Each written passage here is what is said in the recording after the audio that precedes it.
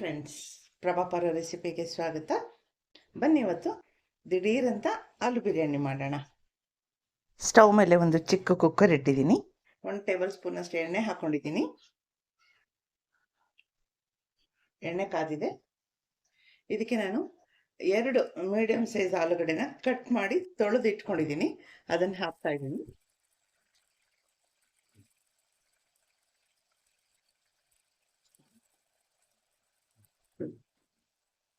ಇದನ್ನು ಸ್ವಲ್ಪ ಸ್ಲೈಟಾಗಿ ಹುರ್ಕೊಳ್ಳೋಣ ಎಣ್ಣೆನಲ್ಲಿ.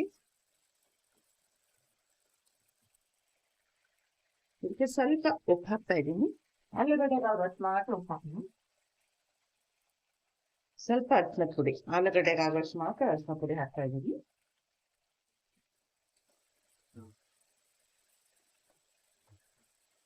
ಸ್ವಲ್ಪ ಬ್ರೌನ್ ಆಗೋ ತನಕ ಹುರ್ಕೋಣ. ಸ್ವಲ್ಪ ಬಂಗಾರದ ಬಣ್ಣ ಬರೋ ತನಕ, ಗೋಲ್ಡನ್ ಬ್ರೌನ್ ಆಗೋ ತನಕ ಹುರಿದ್ರೆ ಸಾಕು.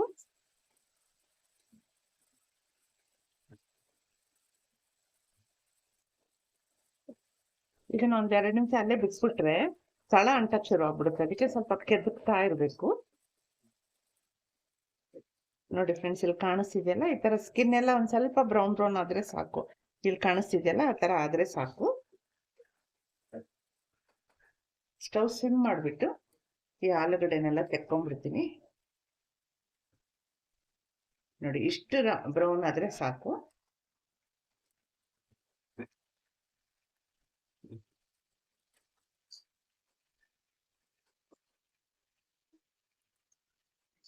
ಇದಕ್ಕೆ 1 ಮೀಡಿಯಂ ಸೈಜ್ ಈರುಳ್ಳಿನ ಕಟ್ ಮಾಡಿ ಇಟ್ಕೊಂಡಿದ್ದೀನಿ.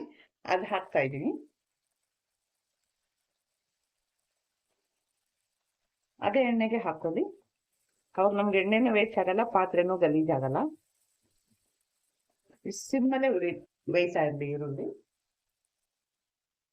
ಇದಕ್ಕೆ ನೋಡಿ, ಚಿಕ್ಕದು 1-2 ಚಕ್ಕೆ ಪೀಸು, 1-4 ಲವಂಗ ಹಾಕ್ತಾ ಇದ್ದೀನಿ. ಒಂದೇ ಒಂದು ಏಲಕ್ಕಿ ಹಾಕ್ತೀನಿ. ಕಲ್ಲು ಹೂವು ಇರುತ್ತಲ್ವಾ, ಅದು ಹಾಕೋಣ. 1 ಎಲೆ ಹಾಕ್ತೀನಿ. ಈಗ ಫ್ಲೇಮ್ನ ಸ್ವಲ್ಪ ಮೀಡಿಯಂ ಅಲ್ಲಿ ಮಾಡ್ಕೊಳ್ಳೋಣ.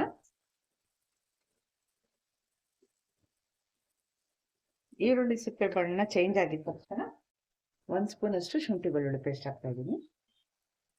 ಈಗ ತಳ ಹತ್ತದಂಗೆ ಚೆನ್ನಾಗಿ ಕೆದಕ್ಬೇಕು. ಶುಂಠಿ ಬೆಳ್ಳುಳ್ಳಿ ಪೇಸ್ಟ್ ಹಾಕಿರೋದ್ರಿಂದ ಬೇಗ ತಳ ಹಿಡಿದ್ಬಿಡುತ್ತೆ.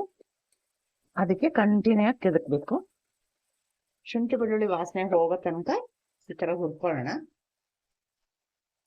ಇದಕ್ಕೆ 2 ಹಸಿಮೆಣಸಿನ್ಕಾಯಿ ಸೀಲ್ ಇಟ್ಕೊಂಡಿದ್ದೀನಿ, ಅದು ಹಾಕ್ತಾ ಇದ್ದೀನಿ.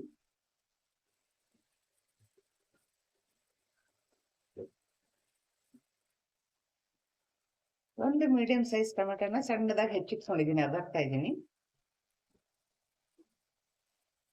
ನೀವು ದೊಡ್ಡದಾಗಿ ಉದ್ದಕ್ಕೆ ಹೆಚ್ಚಿಟ್ಕೊಂಡ್ರೆ ಅದು ದಾರ ತರ ಸಿಗತ್ತೆ. ಸ್ವಲ್ಪನೇ ಮಾಡ್ತಿರೋದಲ್ವಾ, ಅದಕ್ಕೆ ನೀವು ಜಾಸ್ತಿ ಮಾಡುವಾಗ ನಾನು ಉದ್ದಕ್ಕೆ ಹೆಚ್ಕೊಳ್ತೀನಿ. ಇದು ಇಬ್ಬರಿಗೆ ಆಗೋಷ್ಟು ಮಾತ್ರ ಮಾಡ್ತಾ ಇರೋದ್ರಿಂದ ಈ ತರ ಸಣ್ಣದಾಗಿ ಹೆಚ್ಕೊಂಡಿದ್ದೀನಿ. ಟೊಮೆಟೊ ಹಾಕಿದ್ಮೇಲೆ ಫ್ಲೇಮ್ನ ದೊಡ್ಡದು ಮಾಡ್ಕೊಳ್ಳೋಣ ನಾವು. ಇಷ್ಟೊತ್ತವರೆಗೂ ಮೀಡಿಯಂ ಅಲ್ಲಿ ಇತ್ತಲ್ವಾ. ನೋಡಿ, ಟೊಮೆಟೊ ಎಲ್ಲ ಬೇಗ ಬೆಂದ್ಕೊಂಡ್ಬಿಡುತ್ತೆ, ನೀರ್ ಬಿಟ್ಕೊಂಡ್ಬಿಡುತ್ತೆ. ಹಣ್ಣಾಗಿರೋ ಟೊಮೆಟೊನೇ ತಗೊಳ್ಳಿ ಆದಷ್ಟು. ಟೊಮೆಟೊ ಬೇಯೋ ಅಷ್ಟೊತ್ತಿಗೆ ಅಕ್ಕಿ ತೊಳ್ಕೊಂಡ್ಬಿಟ್ರೆ.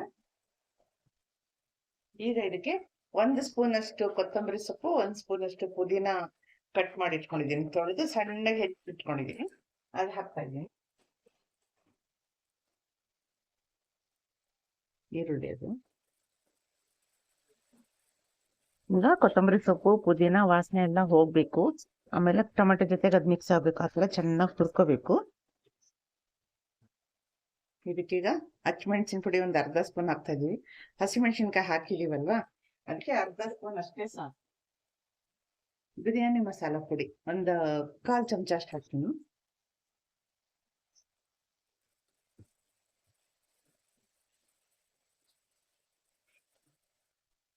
ಉಪ್ಪು ಹಾಕೊಳ್ಳೋಣ, ಉಪ್ಪು ರುಚಿಗೆ ತಕ್ಕಷ್ಟು.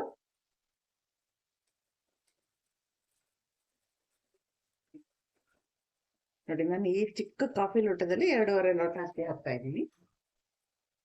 ಈಗ ತೊಳ್ಕೊಂಡಿರೋ ಅಕ್ಕಿನ ಅದಕ್ಕೆ ಹಾಕ್ತೀನಿ. ಈಗ ಫ್ಲೇಮ್ ದೊಡ್ಡದು ಮಾಡ್ಬಿಟ್ಟು ಈ ಮಸಾಲೆನಲ್ಲಿ ಅಕ್ಕಿನ ಒಂದ್ ಸ್ವಲ್ಪ ಹುರ್ಕೊಳ್ಳೋಣ. ಒಂದೇ 1 ನಿಮಿಷ ಸಾಕಷ್ಟೆ. ಅದು ಬೇಗ ಆಯಿಲ್ ಎಲ್ಲ ಹೀರ್ಕೊಂಡ್ಬಿಡುತ್ತೆ. ಈ ತರ ಮಾಡೋದ್ರಿಂದ ಅನ್ನ ಉದುರುದ್ರಾಗಿ ಚೆನ್ನಾಗಿ ಬರುತ್ತೆ. ಅದಕ್ಕೆ ಆ ತರ ಮಾಡೋದಾಗ್ತೇನೆ.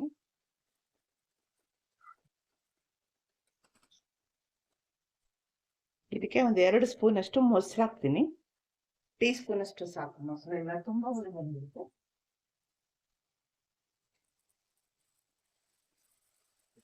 ಮೊಸರೆಲ್ಲ ಚೆನ್ನಾಗಿ ಕರಗಿ ಅಕ್ಕಿ ಜೊತೆಗೆ ಮಿಕ್ಸ್ ಆಗ್ಬೇಕು. ನೀರಾಗ್ಬಿಡುತ್ತೆ, ಅಕ್ಕಿ ಎಲ್ಲ ಹೀರ್ಕೊಂಡ್ಬಿಡುತ್ತೆ. ಅಲ್ಲಿ ತನಕ ಚೆನ್ನಾಗಿ ಈ ತರ ಹುರ್ಕೋಬೇಕು. ಈಗ ಇದಕ್ಕೆ 5 ಲೋಟ ನೀರು ಹಾಕೋಣ. 2.5 ಲೋಟ ಅಕ್ಕಿಗೆ 5 ಲೋಟ ನೀರು. ಅಕ್ಕಿ ಹೊಸದಾದ್ರೆ ಕಡಿಮೆ ಹಾಕೊಳ್ಳಿ, ಹಳೆ ಅಕ್ಕಿ ಆದ್ರೆ ಅದು ಡಬಲ್ ಹಾಕೋಬೇಕು.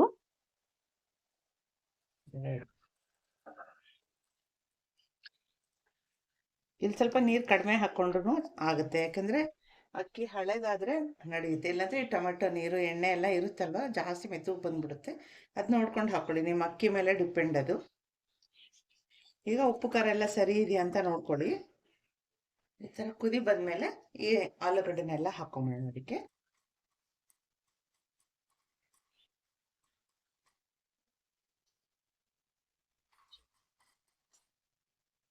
ಇವಾಗ ಅದನ್ನ ಕೆದಕೋದು ಬೇಡ, ಎಲ್ಲ ಕೆಳಗಡೆ ಹೋಗ್ಬಿಡುತ್ತೆ ಆಲೂಗಡ್ಡೆ. ಆವಾಗ ಹೀಗೆ ಇರಬೇಕು,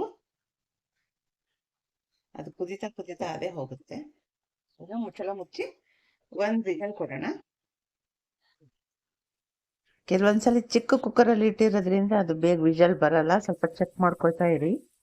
ಪ್ರೆಷರ್ ಇಳಿಯೋವರೆಗೂ ಮುಚ್ಚಳ ತೆಗಿಯಕ್ಕೆ ಹೋಗ್ಬೇಡಿ. ಪ್ರೆಷರ್ ಇಳಿದ್ಮೇಲೆ ಮುಚ್ಚಳ ತೆಗಿಯೋಣ. ನೋಡಿ ಎಷ್ಟು ಚೆನ್ನಾಗಿ ಬಂದಿದೆ ಬಿರಿಯಾನಿ. ಮನೆ ಎಲ್ಲ ಘಮ ಘಮ ಅಂತ ಇದೆ. ಇದು ಇನ್ಸ್ಟಂಟ್ ಆಗಿ ತಕ್ಷಣಕ್ಕೆ ಬೇಕು ಅಂತ ಮಾಡ್ಕೋಬೋದು. ಬೆಳಗ್ಗೆ ಬ್ರೇಕ್ಫಾಸ್ಟ್ಗೂ ಚೆನ್ನಾಗಿರುತ್ತೆ. ರಾತ್ರಿ ಏನು ಇಲ್ಲಪ್ಪ ಏನಾದರೂ ಒಂದು ಮಾಡ್ಕೋಬೇಕು, ಸ್ವಲ್ಪ ಚೆನ್ನಾಗೇ ಗ್ರ್ಯಾಂಡಾಗಿ ತಿನ್ನಬೇಕು ಅನ್ನಿಸ್ದಾಗ ಈ ಥರ ಮಾಡ್ಕೊಂಡು ಬಿಸಿ ಬಿಸಿ ಆಗ್ತಿದ್ರೆ ಮೊಸರು ಬಜ್ಜಿ ಜೊತೆನಲ್ಲಿ ತುಂಬ ಚೆನ್ನಾಗಿರುತ್ತೆ. ಫ್ರೆಂಡ್ಸ್, ನಿಮಗೂ ಇಷ್ಟ ಆಗಿದೆ ಅಂದ್ಕೊಳ್ತೀನಿ. ನೀವು ಮನೇಲಿ ಟ್ರೈ ಮಾಡಿ ಹೇಗೆ ಬಂತು ಅಂತ ಕಮೆಂಟಲ್ಲಿ ಹೇಳೋದನ್ನು ಮರಿಬೇಡಿ. ಇಂಥದೇ ಈಸಿ ರೆಸಿಪಿಗಳಿಗೆ ನನ್ನ ಚಾನಲ್ನ ಫಾಲೋ ಮಾಡೋದನ್ನು ಮರಿಬೇಡಿ. Thank you friends, thank you for watching.